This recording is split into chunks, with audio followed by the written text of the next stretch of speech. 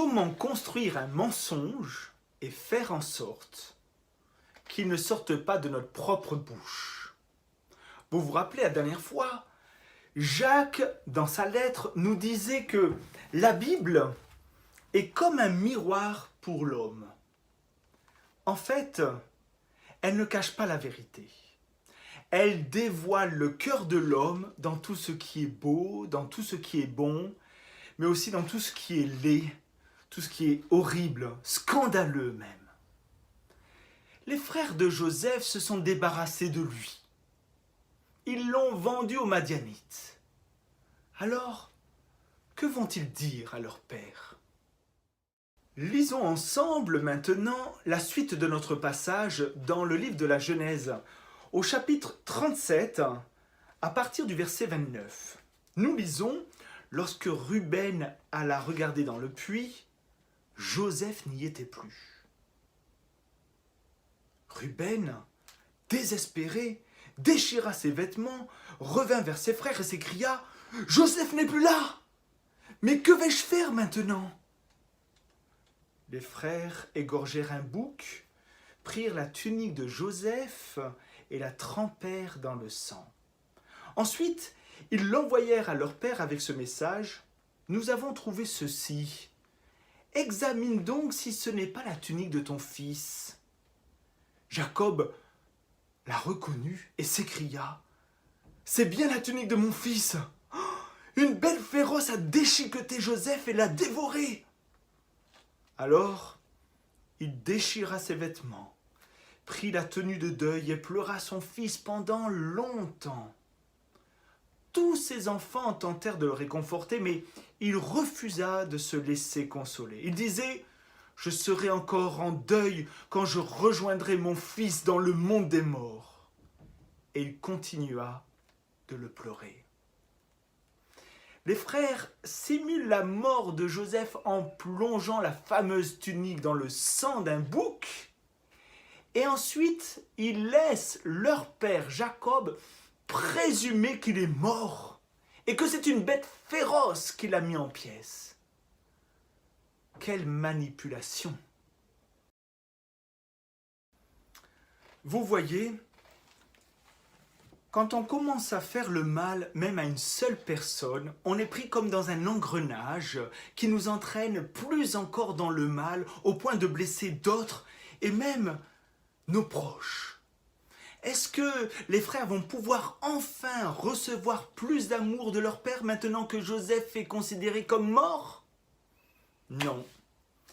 Il est inconsolable.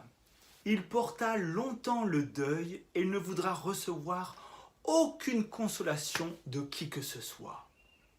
Waouh! Quelle tristesse!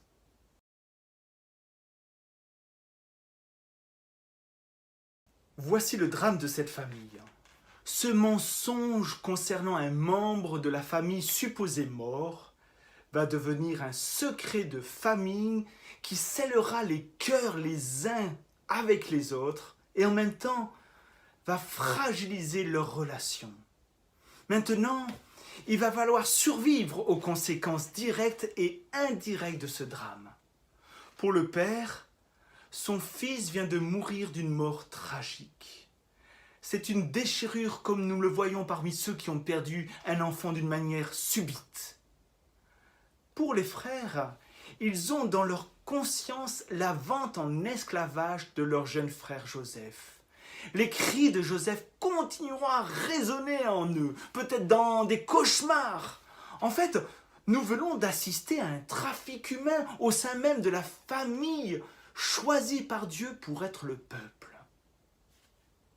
Ce que nous ne réalisons pas encore, c'est que Dieu est au-dessus de tout cela malgré tout. Joseph devait être tué au départ et il est sauvé in extremis, mais sa situation n'est pas toujours enviable, elle n'est pas juste encore. Il faut le vivre, ce qu'il est en train de vivre. L'attitude de Joseph sera fondamentale pour triompher de son désarroi. Mais dans ce passage que nous avons lu, la Bible met le doigt sur le mensonge de ses frères. Et c'est surprenant ce que l'on peut lire dans la Bible concernant le mensonge. Écoutez ce passage.